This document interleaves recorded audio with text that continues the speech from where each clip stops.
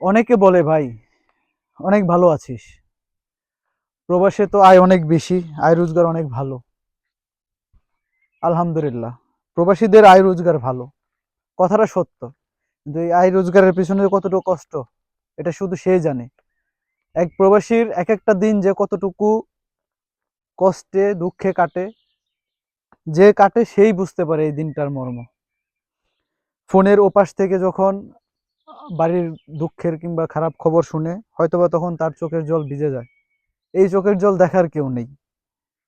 বাড়ির ওপাশ থেকে আপন মানুষগুলো যখন বলে, ফোনের ওপাশ থেকে আপন মানুষগুলো যখন বলে ভালো থাকিস, এখান থেকে আমি শুধু বলি হ্যাঁ ভালো আছি, আলহামদুলিল্লাহ, ভালো থাকার চেষ্টা করব ইনশাল্লাহ। হয়তোবা এই ভালো থাকার চেষ্টাটাই আমাকে একদিন সফল করে দিবে। সবার কাছে এই দোয়াই চাই, ইনশাল্লাহ।